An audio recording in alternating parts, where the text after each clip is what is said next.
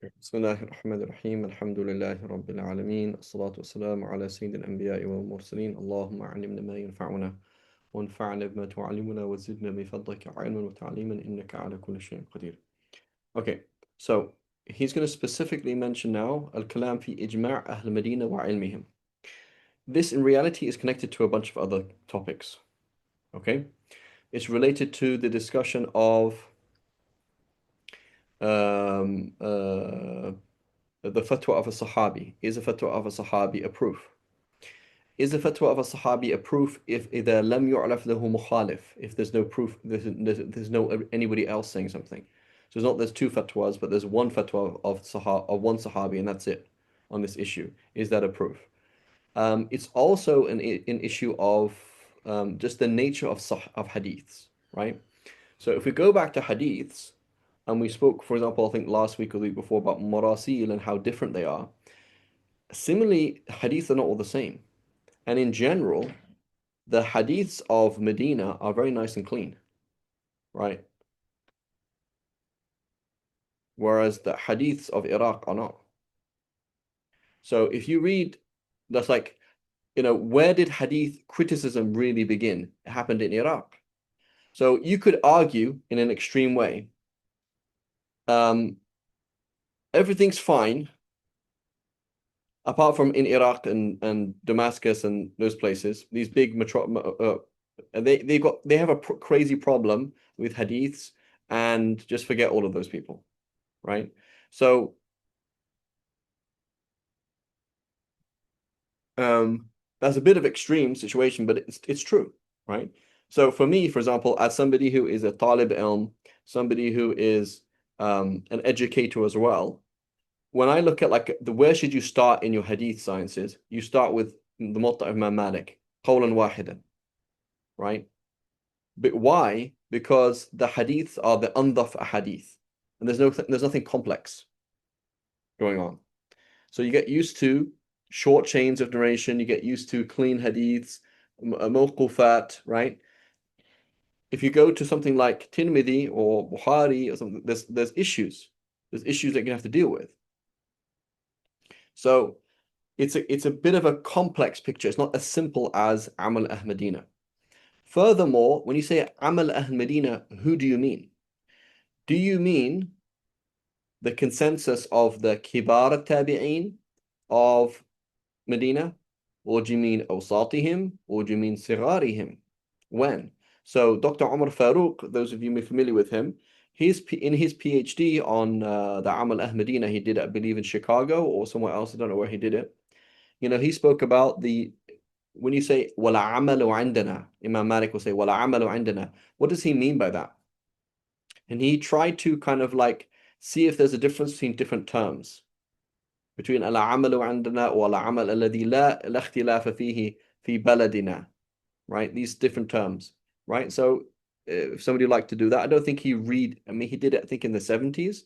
So he may have revisited it since then. I don't know.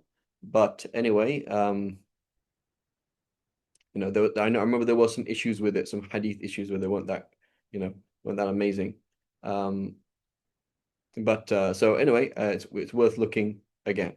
So, but in general, it's kind of like each scholar looks at the problems that they have to deal with and tries to minimize those problems, right? So the Zahiris minimize the problems, don't do analogy, easy, right? Imam Shafi'i, minimize problems, focus on Sahih Hadith, easy, right? The Hanafis minimize problems, focus on what is the fits the qiyas, right? Which things fit, which hadith and athar fit the system, right? For Imam Malik, his number one thing is any hadith that disagrees with what we do in Medina is ma'lul. There's something wrong with it. It's either mansukh or it's a mistake, right? That's how he works. And so Imam Malik will quote a hadith and then say, "Wala amalu عندنا كذا." What we do here in Medina is different. The muftis and the qadis, this is what they do. Khalas, this is the deen of Allah. Okay?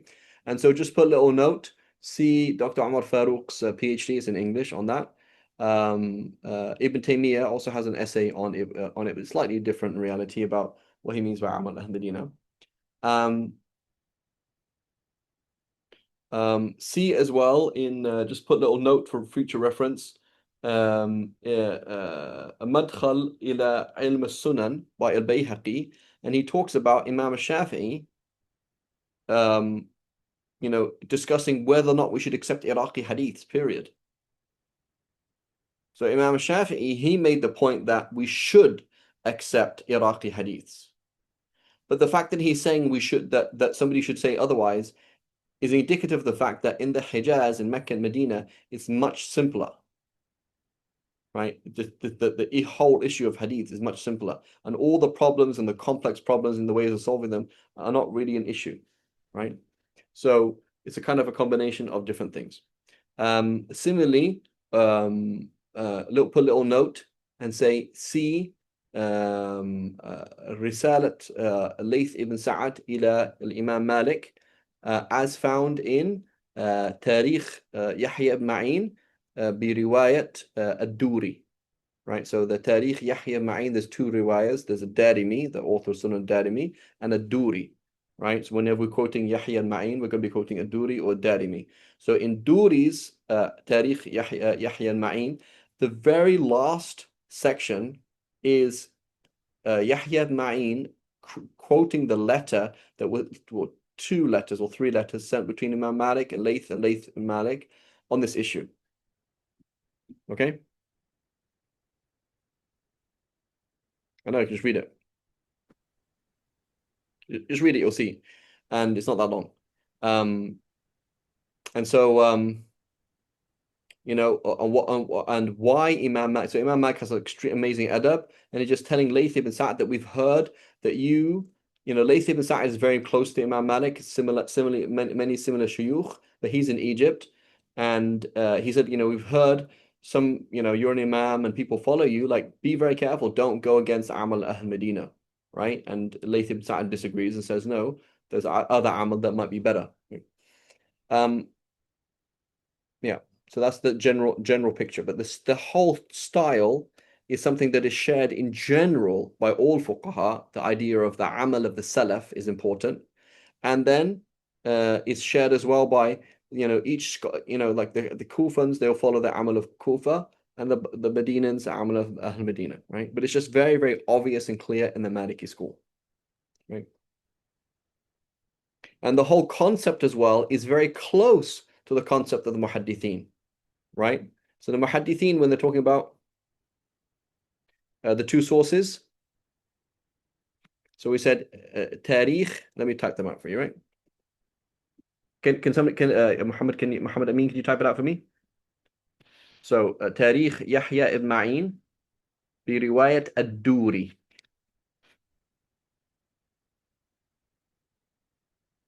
Okay, it's literally the last section of the whole book. Like if you went to the very end of the book before the book ends, it will be that letter. تاريخ يحيى بن معين برواية الدوري. So that's the 8,000 book you have to buy, Jawad. I don't even have it. I had this. It's on my list of books I need to buy. Right? I don't have it. What was I going to say? And then also المدخل إلى علم السنن by al-Bayhaqi, right? المدخل إلى علم السنن by al-Bayhaqi, in the section where Imam Shafi talks about should we accept the hadith of Ahl Iraq or not, right? And he says we do, right? But where's the problem? Again, when we look at a hadith that's ma'lul, right? When you look at a hadith that's ma'lul, the contents looks fine. They're all reliable narrators, but the hadith is ma'lul because it doesn't make sense because of X, Y, and Z. There's some issue in it. So for Imam Malik, it's like, I can't imagine, right? It's not possible that this is a hadith and is narrated here in Medina or elsewhere, but even if it is narrated here in Medina and we don't act according to it, that means there's something wrong with the hadith. It's either mansukh or misunderstood.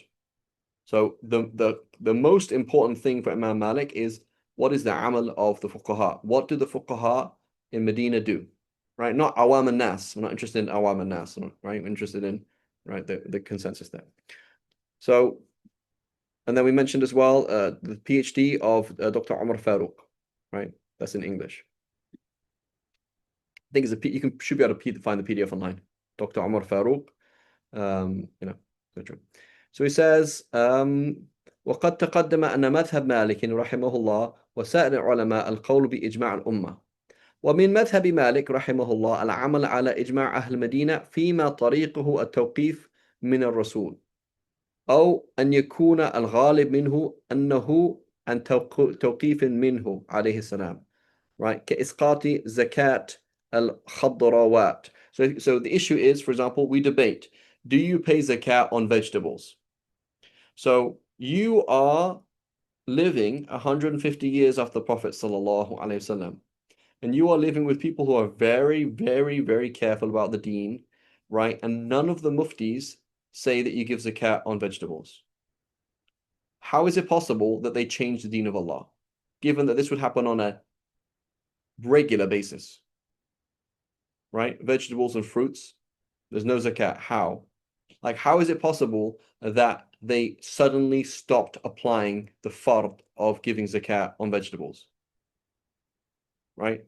لأنه معلوم أنها قد كانت في وقت النبي صلى الله عليه وسلم ولم ينقل أنه أخذ منها زكاة وإجماع أهل المدينة على ذلك فعمل عليه وإن خالفهم غيرهم. Right? So that makes a lot of sense. So imagine if you were in Medina and somebody came from outside of Medina with a Sahih Hadith. See, Habibi, I'm not saying you guys are liars, but it doesn't make any sense because who is it? Like, tell me which of us stopped following that sunnah, right? How did that even happen? So this happened with the adhan. Muhammad Hassan Shaybani turns up in Medina and says, your adhan is off. He says, no, it's not. So how do you know it's off? Because, oh, so Muhammad Hassan Shaybani quotes a Sahih Hadith. So Imam Malik says, you see this man calling the adhan here? He was calling the adhan since the time of his father, since the time of his grandfather, right? It happens 5 times a day. You can't just change the adhan. And if it's going to change, where's it more likely? Here in Medina, where the Prophet was buried, or somewhere else when the Sahaba left to Kufa and Basra and Sham and all these different places. You know what I'm saying? Like, Imam Malik's like, I'm not going to leave what people do here. It's impossible.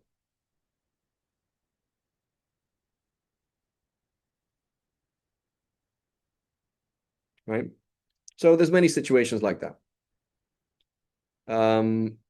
فعمل عليه وإن خالفهم غيرهم وقد احتج مالك رحمه الله بذلك في مسائل يكثر تعدادها.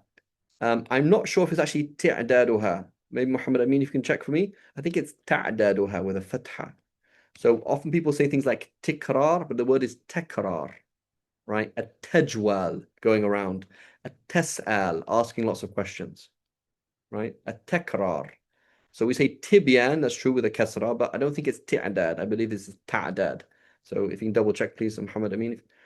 حيث يقول الأمر الذي لا اختلاف فيه عندنا وهذا من خبر التواتر الذي قد بينا أنه مذهبه. So this concept, again, you find the concept of following the salaf, the amal of the salaf over a hadith or over a verse is very important. We see it across the madhahib, but again, with Malik, he's specifically focused on Medina. Right? And he says, وَهَذَا مِنْ خَبْرِ التَّوَاتُرِ الَّذِي قَدْ بَيَّنَّا أَنَّهُ مَذْهَبُهُ. So we say basically, the fact, so if you come along with a Sahih hadith that you have to pay zakat on vegetables or something else, I'm either going to say it's mansukh or it's weak or it's misunderstood. Why? Because this is al-naql al-amali at-tawatur. Like all of these religious people have all been praying like this, praying asr like this, doing things like this. They can't possibly all be wrong, given that they're all people of knowledge, they're all people who care about the deen. What's more likely is somebody else outside of Medina change things. Does that make sense? Thank you. Yes. جزاك خير. تعداد, yeah. So not تعدادها. تعدادها. تكرار, تجوال, etc. Okay.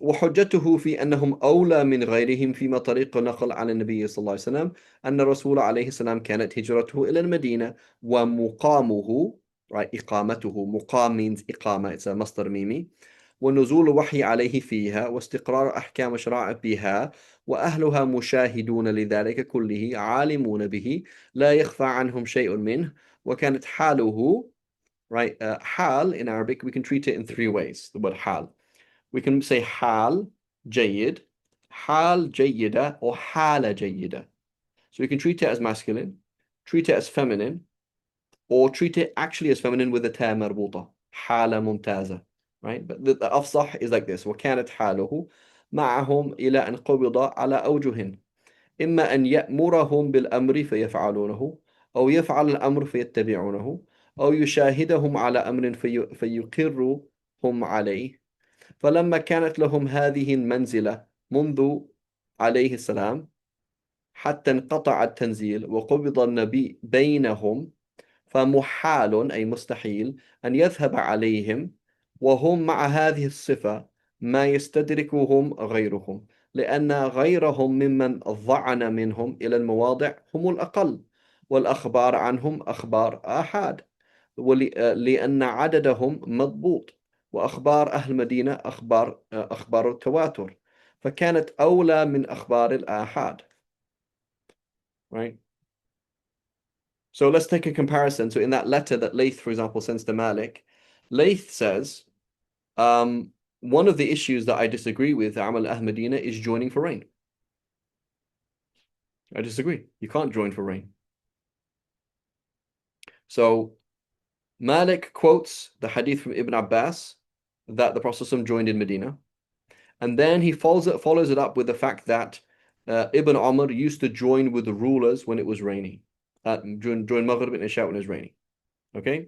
So it seems to have been a thing from the time of Ibn Umar, during the time of the Umayyads, that the Ibn Umar and others used to join with the rulers of Bani Umayyah during Maghrib and Isha. Okay, for rain. And then it continued to the next generation. That's how Imam Malik found things happening. Layth ibn Sa'ad says that doesn't make any sense because it doesn't rain that much in Medina. And the Muslims who went to places where it rains a lot, for example, like Jordan, he said, look at, I think he quotes, I don't know who, I can't remember now, somebody who reads the letter. I think he quotes Mu'adh ibn Jabal or Abu Ubaidah or somebody else's. He says, the students of Sayyidina Mu'adh, did they join for rain? It rains quite a lot in Jordan. Like, did they join for rain? No. So Layth would say, I mean, here's other Sahaba who knew about halal and haram and they went left, they traveled. They didn't tell anybody about this. The people in Kufa didn't join for rain. So what is this thing? Why follow Medina over anything else? Right? Why? Right? If it really was something in day in and day out, maybe, but it's not really day in and day out. And other people like Mu'adh ibn Jabal who were in Jordan and then in the Levant, they would have showed people this is what you do when it rains, but they didn't show the people. Does that make sense? So it's a nice concept, it's just not so amazing. Right? Just like any concept. Sahih hadith is a nice concept. It's not that amazing. It's not absolute, that's all. فإن قيل فقد نقلت إلى أهل المدينة أشياء كانت من النبي صلى الله عليه وسلم في مغازيه لم يكونوا علموها قبل ذلك من النبي صلى الله عليه وسلم. Right? So certain things didn't happen in Medina. قيل الذي نقلوا إليهم ذلك عن النبي هم من أهل المدينة. So you say, well, certain things happened outside of Medina. True. They came back to Medina and shared it with Medina. Everything was processed. Sayyidina Abu Bakr, Sayyidina Umar, the whole processing of the Sunnah and spreading of discussions, etc., happened in Medina. فإن قيل فقد كانت منه أشياء بمكة لما حج لم تكن بالمدينة. So shouldn't people of Medina, Mecca, be more knowledgeable? قيل قد كان معه أهل مدينة في حجته فهم شاهدوه أيضا بمكة ونقلوا عنه ما كان منه في حجه وغيره. So they're the same people, right? Like if you look at the people who are the teachers of Imam Malik, you want to become Maliki, قولا واحدا, right? It's obvious. You like just look at his teachers. He's studying with Abdurrahman ibn Qasim ibn Muhammad, right? His grand teacher grew up in the house of Aisha. It's like, come on, give me a break, bro, right? He studied with Kharija, I believe. Maybe not directly, but I'm pretty sure he studied with Kharija, the son of Zayd ibn Thabit. He studied with Zuhri and who studied with like Urwa ibn Zubayr, the nephew of Aisha, etc. You look at the people around him. These are all basically like the family of the Prophet ﷺ, the family of Ibn Umar, the family of people around Aisha, people around Zayd ibn Thabit, and others. Right? And also he's quoting other people, so it kind of makes a lot of sense. Right? فإن قيل فإن اتفق لأهل مكة مثل خبر أهل المدينة في إجماعهم لأنهم قد شاهدوا النبي صلى الله عليه وسلم كما شاهده أهل المدينة فإن اتفقوا على شيء من توقيف أو ما الغالب منه أن يكون عن توقيف فهل يجب أن يقبل ذلك منه؟ قيل إن اتفق لهم ذلك كانوا هم وأهل المدينة سواء فيما نقلوا عنه لكن لا يكاد أن يتفق هذا لغير أهل المدينة في أن يكون خبرهم طرفاه كوسطه لا يتخلله أخبار أحد. It's not groups of people in one place. Rather, it's somebody narrating from somebody. وإن نقلها جماعة يتخلها أخبار أحد من في طرفيها أو في وسطها فخرجت بذلك عن أن تكون تواترا وأهل المدينة يحصل لهم في فعلهم صفة التواتر ولهذا كان خبرهم مقدما على خبر غيرهم والله أعلم. Right? So for example, Asr. When should you pray Asr? Well, let's go to Medina. I don't care about any hadith. I just want to see what did they do in Medina at that time. They must be praying Asr at the right time because they've been praying Asr every single day at that same time. So then turn up in Iraq and they pray it later. Must be wrong. Right? That's the argument. Okay, makes sense, inshallah? Yes, Sheikh. Right? Here's the problem then. The problem is ضبط of Amal al-Madinah.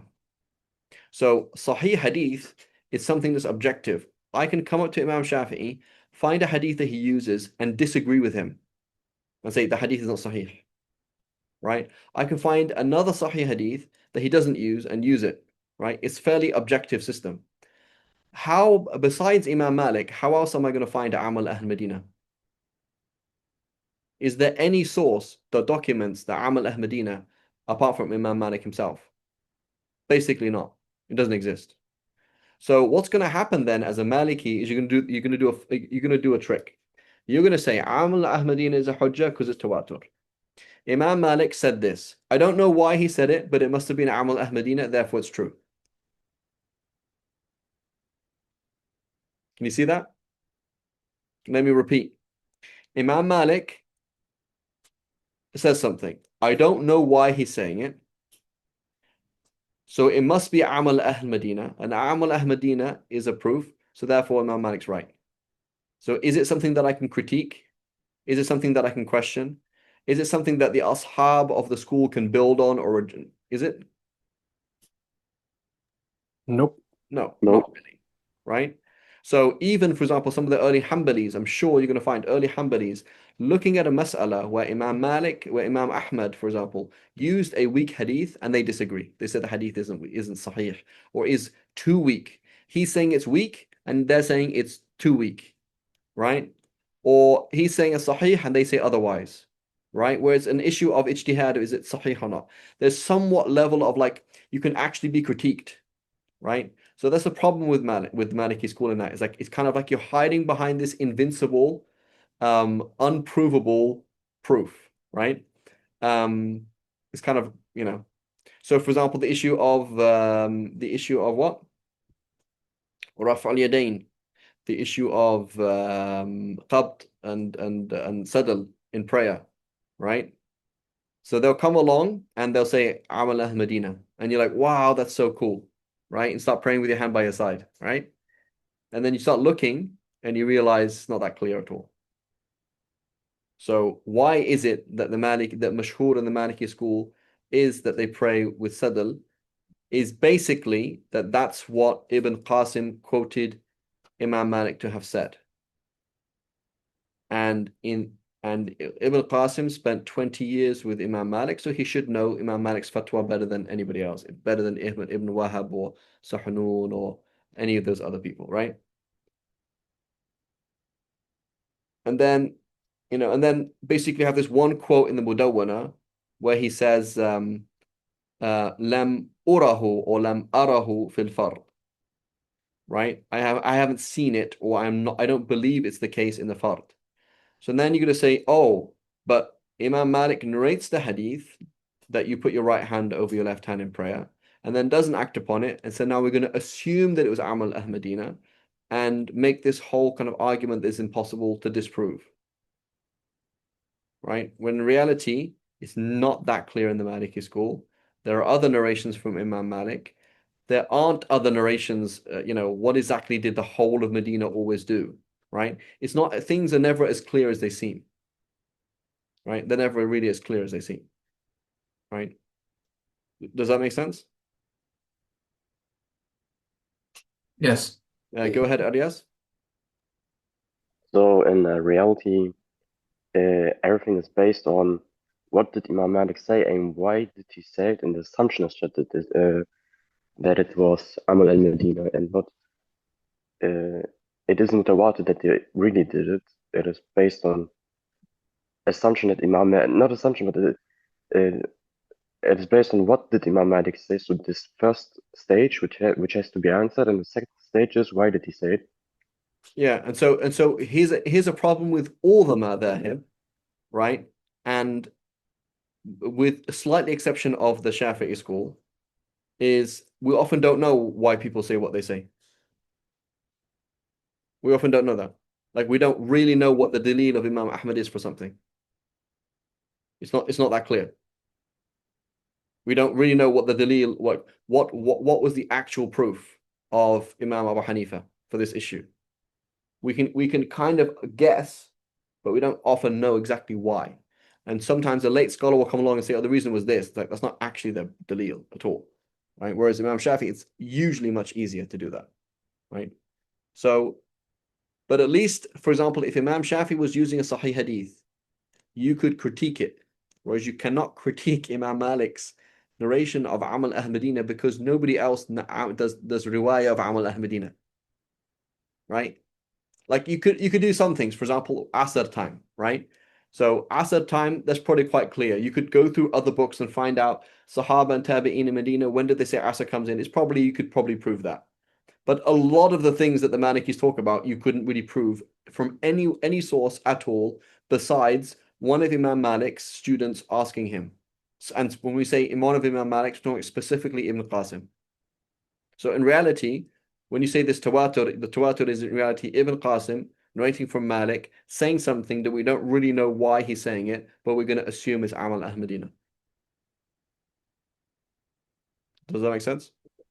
Yeah, I see. Jazakallah khairan. So what's interesting is people like Ibn Qassar. So Ibn Qassar is in Baghdad, I believe. He is now a fish out of water.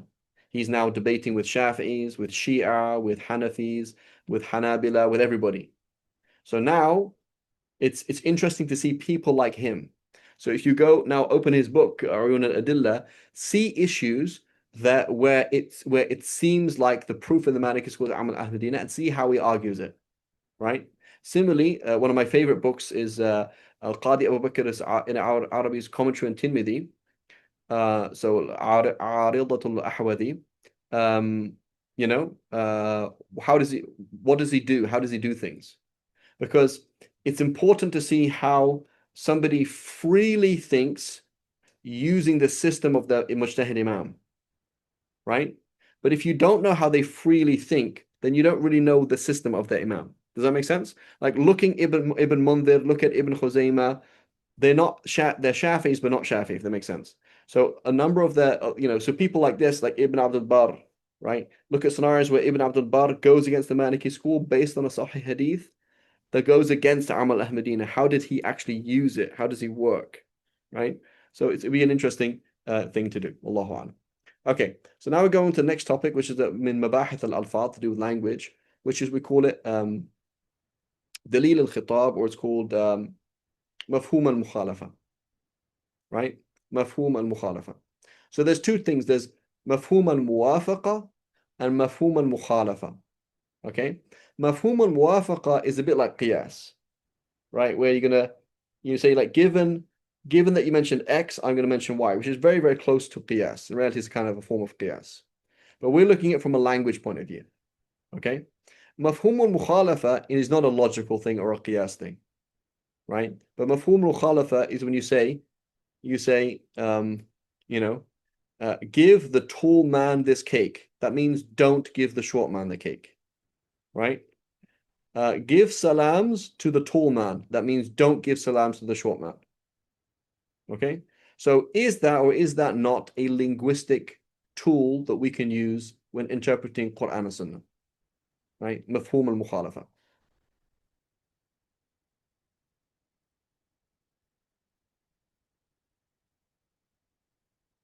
So it says, وَمِن مَذْهَبِ مَالِكٍ رَحِمَهُ اللَّهِ أَنَّ دَلِيلَ الْخِطَابِ. Right? So everything I've said about Amal Ahmadina, right? My friend I used to live with said, Freed, we all know you're undercover Maliki, right? So, the Malikis and the Shafis were very, very close. If it were not for Imam Malik, there wouldn't be a Shafi and Imam Ahmad, Allahu Alam. I don't think so. Because in reality, there's a lot of things in the Hanbali school that come from the Hijazi Amal Ahmadina. Right? There's a lot of things. A lot of the structure of the Hanbali school is in reality from the Medinan school. A lot of things. So it's not that they're doing taqleed, but it's just they're heavily influenced by the Maliki school. Right? The Muwatta is my favorite book in Hadith, after which is Tirmidhi. And what else was I going to say? And who's my favorite person in Usul is Imam al-Qarafi. Right? Qarafi, I love Qarafi. I feel like whenever reading Qarafi, I feel good, feel happy, feel comfortable. Right? I feel like he's making sense. Qadi Abu Bakr al-Arabi, fantastic. And particularly the Andalusian Malikis, they seem to be very reasonable. Right? Wallahu a'lam. Tawanisa, I'm sure they're going to be included in them, inshallah. So basically, we have to get Muhammad Amin to turn back to the way of his ancestors, make tawbah, and يغسل يديه من مذهب الحنبلي, inshallah. Who is it? Imam Shafi'i, he had a student. He said, "You're going to turn back to your Maliki school," and he turned back to the Maliki school. And Amal Ahmadina is a very safe place to go to. It's very safe because it might not be right, but it's not wrong. You know what I'm saying? It doesn't have to be right, but it's definitely not wrong. Whereas a lot of the other madhahib, the way they look at things, there's a lot of danger compared to the safest school is definitely the Maliki school, that's for sure. So I'm not saying it's right, but it can't really be wrong. Right? Any Salafi who is Salafi because they don't like bid'ah, they should be Maliki, because Malikis are like the clearest, hardest school against bid'ah, right? And even, for example, Malikis that do things like the Hadara, that's not really Maliki madhab, right? You'll find, for example, some of the late Malikis talking about things like the Hadara and stuff like that. That's not really Maliki. That's just they're kind of affected by other people. Somebody who's very hadith oriented, fine, become Hanbali Shafi, but if somebody who's like, oh yeah, bid'ah, the school with the most hardline approach to bid'ah is the Maliki school. Right.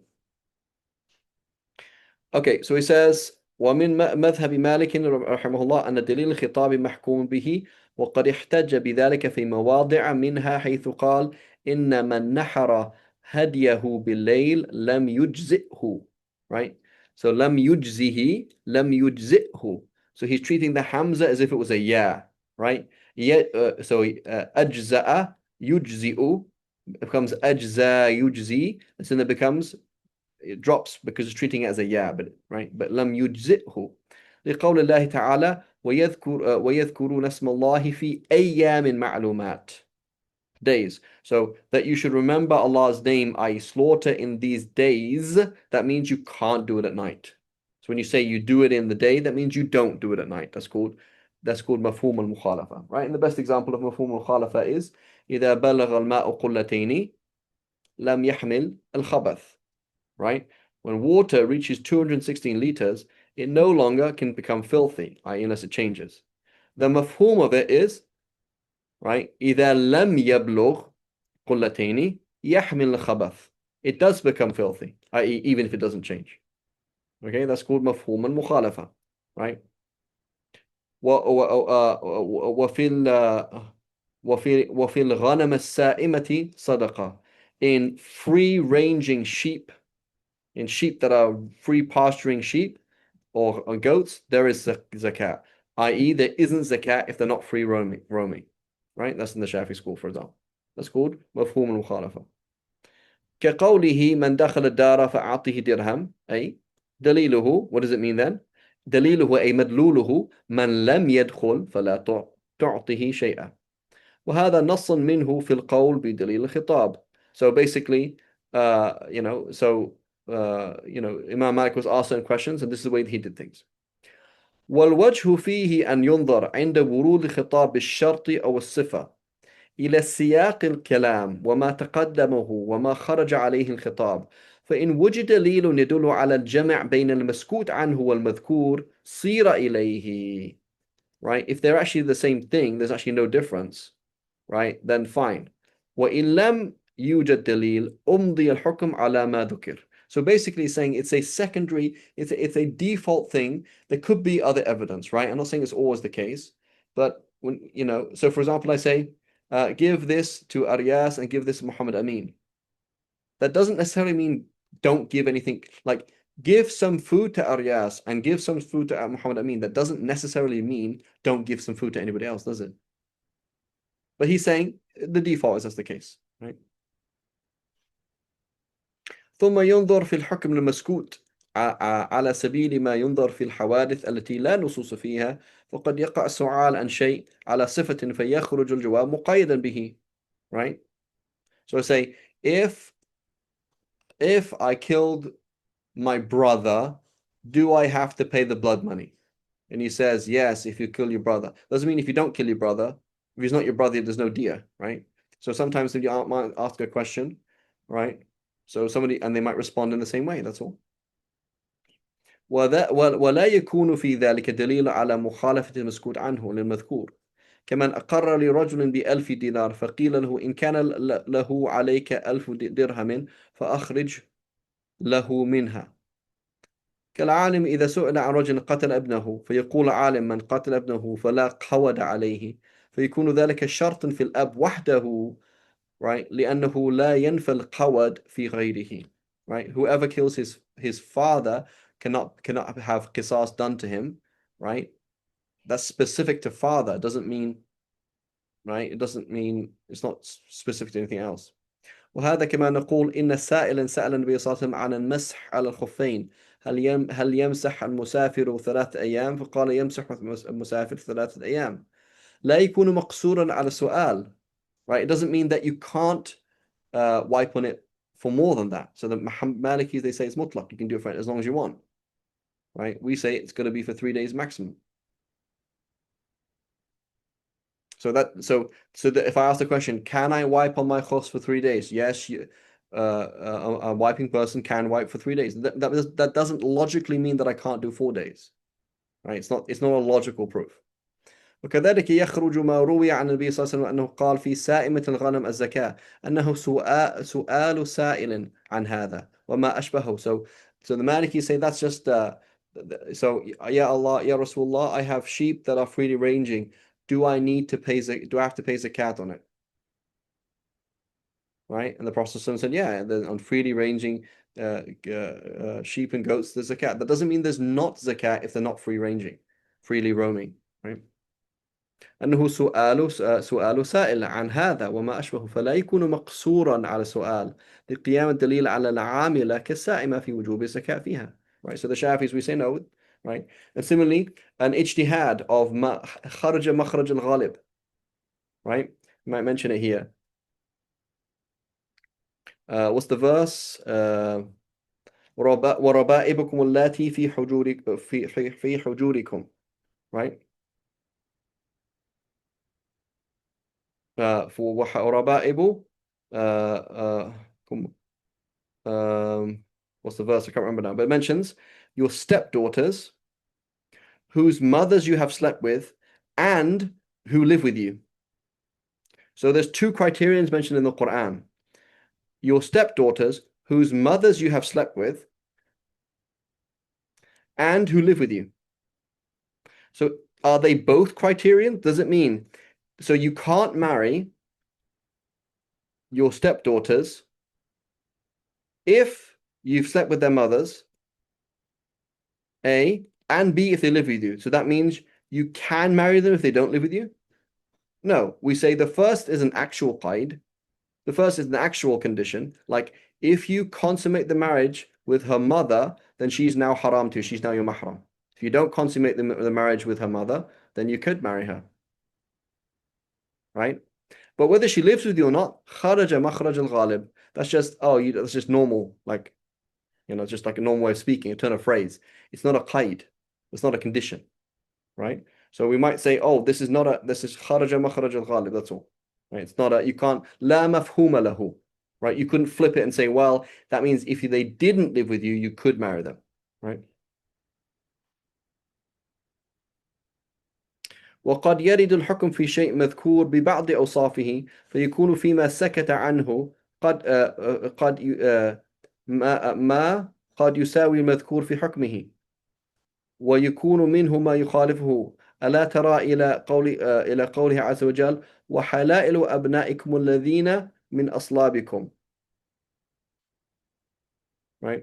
فكيف اشترط في التحريم حلائل أبناء الأصلاب? So it says, and the wives of your children, of your sons, who are your own children. Right? كيف اشترط في التحريم حلائل أبناء الأصلاب? That they have to be the wives of your actual own children. فكان في ذكر ذلك نفي لتحريم حلائل أبناء البنين. So that means if the mafhum of it, so when you say, it says, sulb is your loins from yourself, right? So the wives of your own children. So then if the mafhum of it would be, you could marry the wives of your grandchildren. ولم يكن فيه نفي لتحريم حلائل أبناء الرضاع واستوى حكم حلائل أبناء الصلاب وحلائل أبناء الرضاع في التحريم ولم يكن أيضا في ذكر حلائل من يخالف في من وطئه الأبناء من الإماء بملك يمين بل التحريم واحد. Right? It's not always the case. That's the point I'm trying to say. It's not always the case. Right? وقد يرد الخطاب على وجوه والظاهر منه إذا تجرد دل على. So yes, it could happen. There's many things that could happen, but he's saying the default is it is real. This process of the مفهوم المخالفة is real. إذا تجرد دل على أن ما عداه بخلافه إلا أن يقوم الدليل والحجة لقوله بدليل الخطاب إذا تجرد هو أن ذلك لغة العرب. That's how he's trying to say it's a دليل لغوي لأن الخطاب إنما يقع باللسان العربي وبه يحصل البيان ووجدنا أهل الإسلام يفرقون بين المطلق والمقيد وبين مبهم وما يعلق بالشرط. فإذا قال القائل من دخل الدار من بني تميم فأعطه درهما, they understand that if he's not from Bani Tamim and he haven't entered the house, then don't give him the dirham. Right? أقل منه خلاف ما يعقل من قوله من دخل الدار فأعطه درهم وأقل منه خلاف ما يعقل ما يفهم من قوله من لم يدخل الدار فأعطه درهما. ولذلك سأل أصحاب رسول الله صلى الله عليه وسلم عن القصر الصلاة إذا أمنوا لما سمعوا قوله عز وجل فليس عليكم جناح أن تقصروا من الصلاة إن خفتم أن يفتنكم الذين كفروا. فكان عندهم أن ما عدا الخوف عفوا من الأمن بخلافه. فقال لهم رسول الله صلى الله عليه وسلم right? So what was understood to them was in khiftum an yaftinakum alladhina kafaru. So shortening prayers is something to do with traveling and there's fear. We're going to be attacked. So they understood if it's no fear, then you can't do that, right? You can't shorten the prayers. And the Prophet said, no, صدقة تصدق الله عز وجل بها عليكم فاقبلوا صدقته ولم يرد عليهم ما ظنوا ولا خطأهم فيما قدروه فدل على أن ذلك لغته ولغتهم رضي الله عنه. He didn't say, what are you guys doing? Your understanding is wrong. He said, your understanding is right, but Allah subhanahu wa ta'ala is just something like that. فدل على صحة القول بدل الخطاب والله أعلم.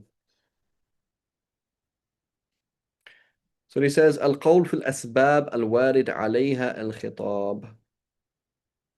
So مذهب مالك رحمه الله قصر الحكم على السبب الذي خرج اللفظ عليه متى خلا مما يدل على اشتراك ما تناول اللفظ معه. وحكي عن القاضي إسماعيل ابن إسحاق رحمه الله أن الحكم لللفظ دون السبب. قالوا ذلك نحو ما روي عن النبي صلى الله عليه وسلم وقد سئل عن بئر بضاعة وما يلقى فيها من الكلاب وقال خلق الله عز وجل الماء طهورا لا ينجسه ولا ينجسه شيء إلا ما غيره. That's not a hadith, by the way. He's going to mention the tahqiq. That's not that hadith, right? So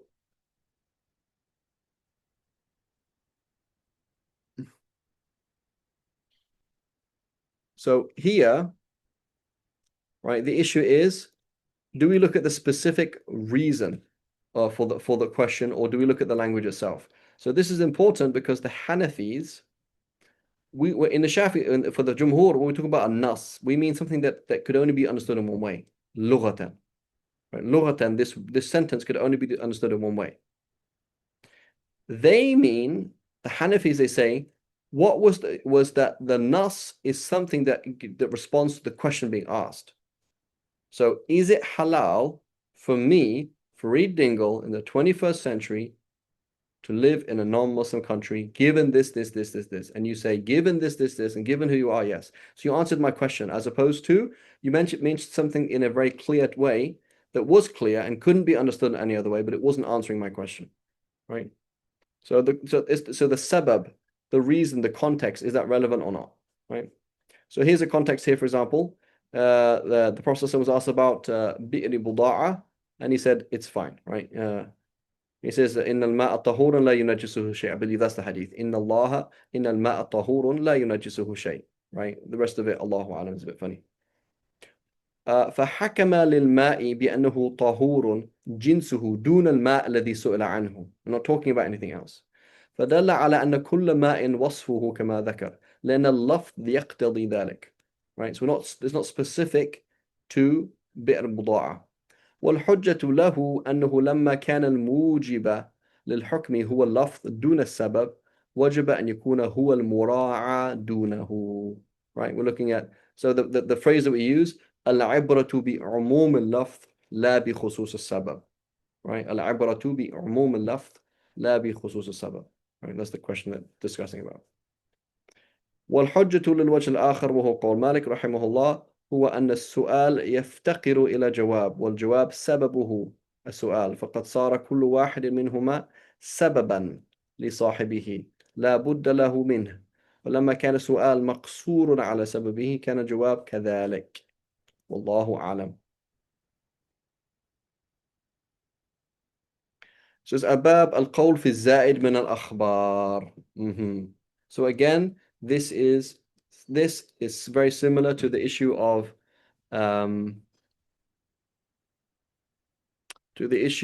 mursal hadith. It all really depends. Who has the right to talk about what we call ziyadat al-thiqa? The muhaddithin, nobody else. Because it's not a theoretical thing, it's a practical thing. Sometimes we accept the ziyadah of a thiqa, sometimes we don't. Right? It's not yes or no as an abstract thing. It all depends with who this narrator is, what he's narrating, other considerations as well. Right? So he says, مذهب مالك رحمه الله قبول الزائد من الأخبار وصورته أن يروي أحد الراويين خبرا يفيد معنى من المعاني ويروي آخر ذلك الخبر بزيادة لفظة فيه لأن تلك اللفظة تدل على زيادة معنى extra تقييد and extra reason etc etc معنى آخر في الحديث وتكون اللفظة الزائدة لو انفردت لا استفيد منها معنى فيصير الخبر مع زيادته كالخبرين فمن قبل خبر الواحد لزمه قبول ذلك. This is the whole proof for the what's it called? زيادة الثقة, right? This one of the thiqas narrates this hadith with an extra piece of information. لو انفرد, if he was the only person narrating the hadith, would you accept it? Yes. Okay, so therefore you have to accept his ziyada. In reality, it's not that simple, right? So let's imagine, for example, again, going back to Amal Ahmadina, you are Malik, and the hadith is narrated, for example, in Medina in one way, and that self-same hadith that's Madani is narrated in another way so elsewhere. And in the version that is elsewhere has extra things, right? Imam Malik is famous for saying, about the Iraqis, a hadith will come to us as an inch and come back a yard, right? Meaning the hadith is well known among us and it's not that long and it comes back longer, right? So anyway, he's saying in principle, yes. In reality, Imam, right?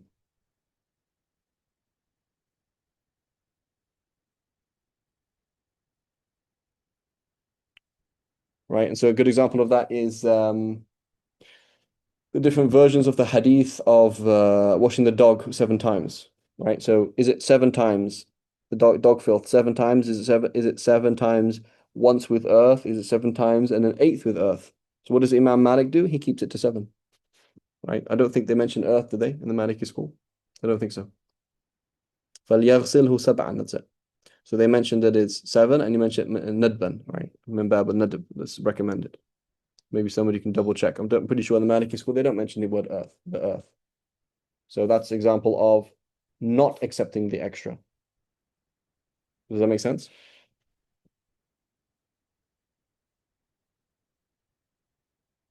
Is everyone Yes, sure. everyone's following me? Yes. Right? Yes, yeah. And in principle, what should we do in that scenario, right? Like, so in the Hanbali school, they say 8, right? You've got your 7 washes with water and the 8th with earth, right? Correct me if I'm wrong, Hanbalis, right? Shafi'is, we try and marry them together and try and say, no, it's like the 8th is because the 7th one has earth in it, so it's kind of like an 8th, right? So if information came to you, do you look at and with different versions, would you take what is shared or would you accept what is extra? Right? Like 10 people told you that Muhammad Amin, Shibrim, and who else is here today? Arias are here, right? So 10 people mentioned these 3 people, and then somebody adds Jawad as well. So should you accept the extra information or do you go with what's shared? It's not that simple. Go ahead, Muhammad Amin. Yeah, so in our school, it's every mutanajjis has to be washed 7 times. And in the case of mutanajjis بكلب أو خنزير, you're allowed to, or one of these 7 washes is with, they say either turab or sabun or something like that. So it's not 8 So then. it's 7 washes total. So it's not an 8th wash. Yeah. Okay. Jazakallah khair. Right. So anyway, from what I remember from the Maliki school is it's just 7. So they say just 7. They say it's sunnah for another reason. That's another discussion. But the point is 7 and not like they're not taking the other narrations, right? And then going again with the whole spirit of Amal Ahmadina, do you think Imam Malik, if a hadith is narrated with 2 versions, one's in Medina, one's outside of Medina, do you think he's going to accept the version that comes from outside of Medina? I don't think so. Right. Allahu a'lam. Okay, so anyway, so this is tied to the hip with the discussion of ziyadat al-thiqa, which is a mabhath hadithi baht, right? That's a pure hadith discussion, right? And it's it's something that should be looked at, right? Particularly in Sahih Muslim, right? The ziyadat, wafi riwayah that we see, wafi riwayah in Muslim, are those ziyadat that Imam Malik mentioned, that Imam Muslim mentions, are they for bayan, showing that it's ma'lul, or are they showing that it's just another sahih version of the same hadith, right? It's an important discussion.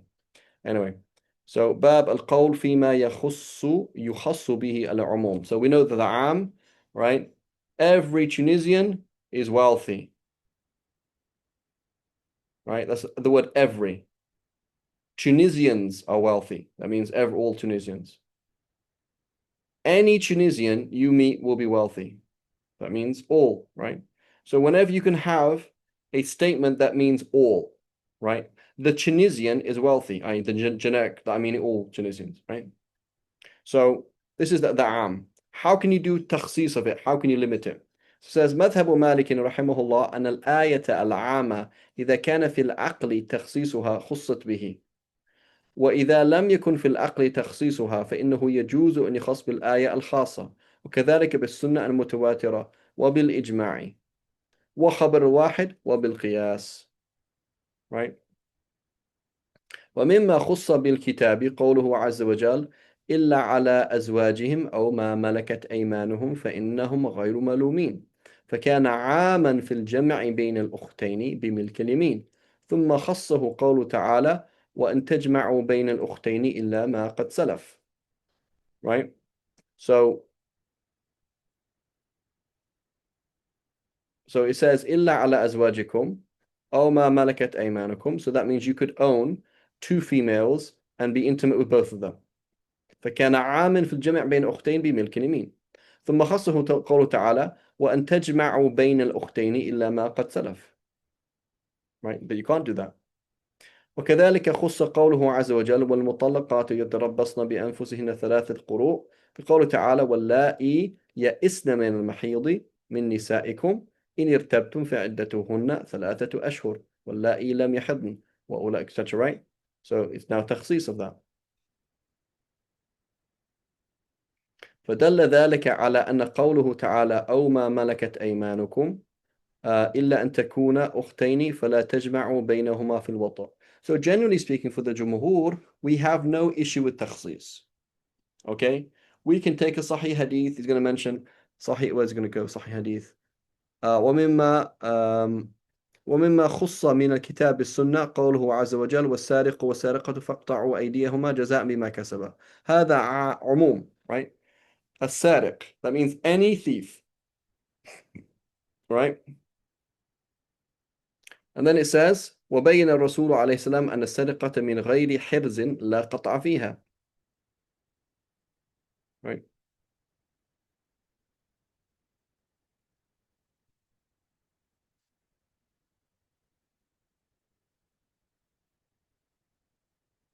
So it means whether it's in a hidden place, whether it's not a hidden place, whether it was a large amount, small amount. So it's general, and then it was takhsis with sunnah. So again, he's going to give examples here. Ijma', okay, that's easy. Qiyas. Okay, so basically for the Jumhur, there's no issue. For the Hanafis, they have an issue. With what? Which is takhsis al-kitab, which is al-khabar, al-aam, al-mutawatir. So there was a general statement in the Quran that is mutawatir, okay? And we're doing takhsis of that bi khabar ahad. Okay? So, for example, the Hanafis, they say, the Jumhur, we say it is fard to do the Fatiha and the prayer. Right?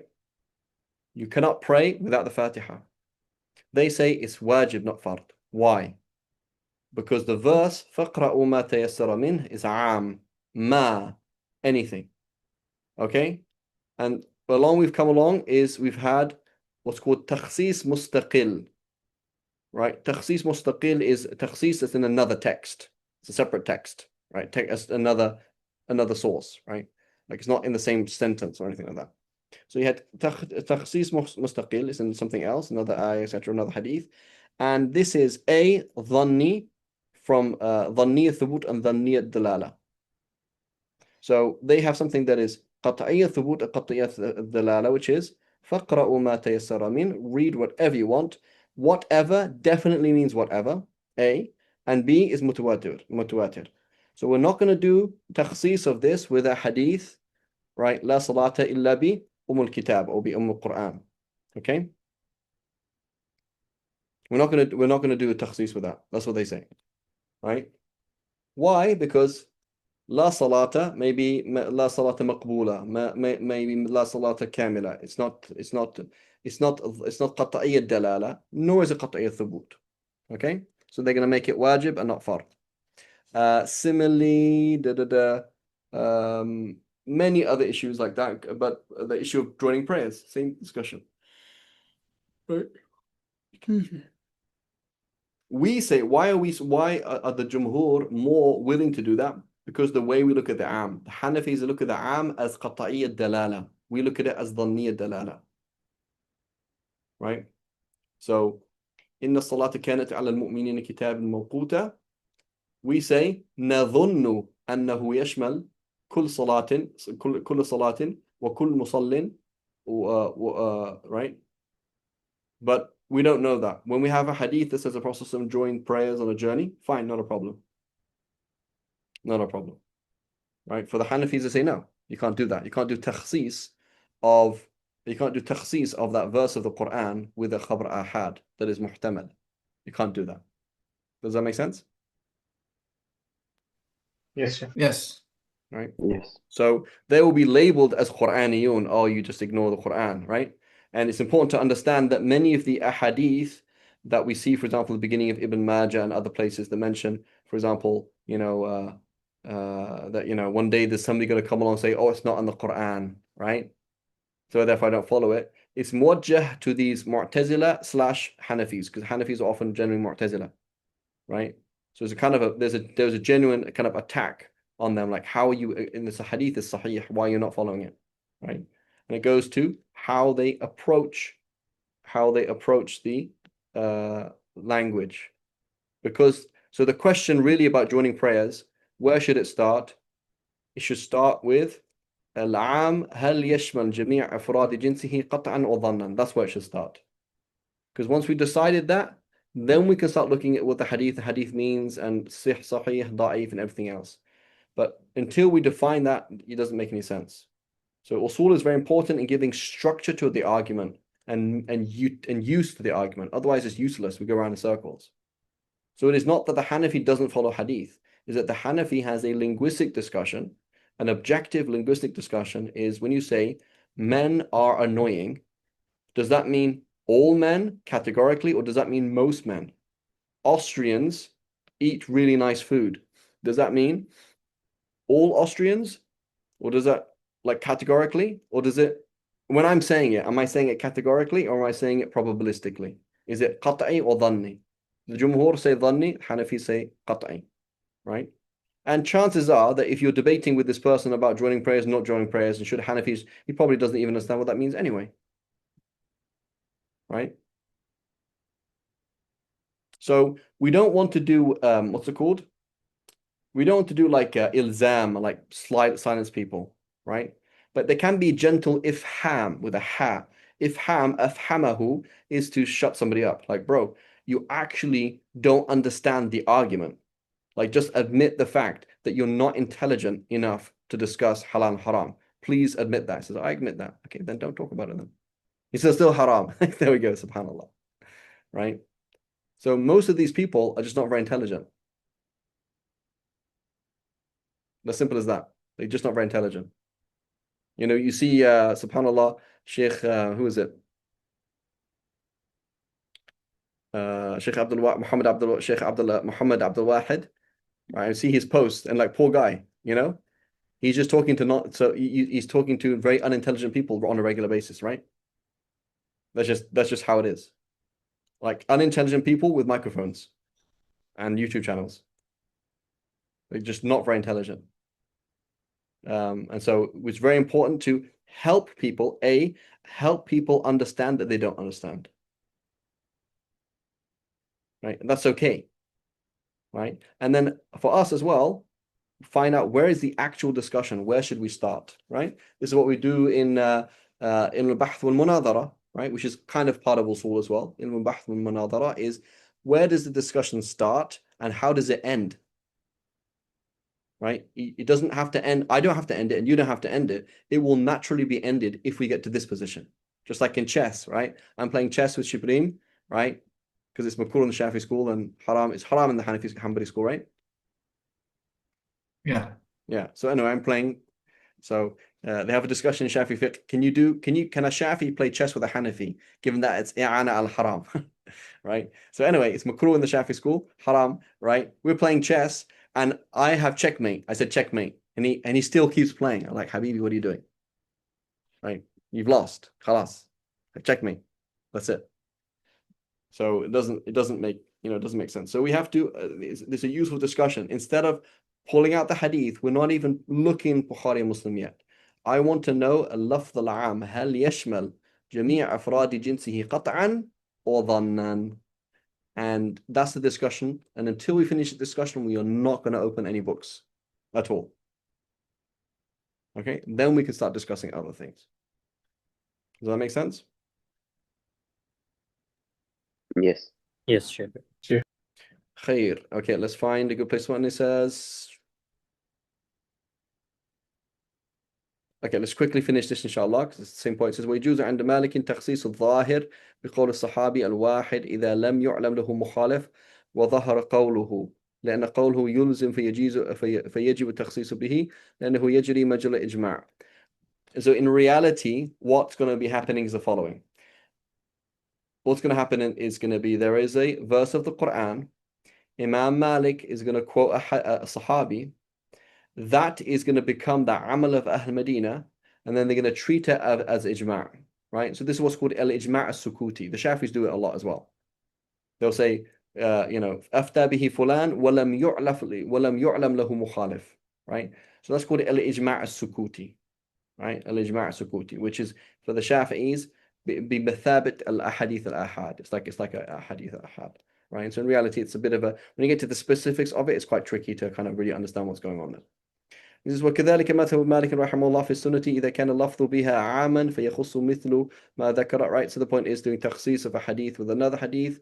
That's pretty easy. The same discussion, right? That's what we do all the time. Okay, inshallah, we'll come to this part, inshallah, next week. And inshallah, we have 2 more lessons left, inshallah, ya Rab, 2 to 3 more lessons. So it might look like we're going to go along in the PDF, but if you look at the bookmarks, the book actually ends here, 107. Right? Then there's some other things. So we are here, 75. Right? So inshallah, we'll finish pretty soon, inshallah ta'ala. وصلى الله على سيدنا محمد وعلى آله وصحبه وسلم.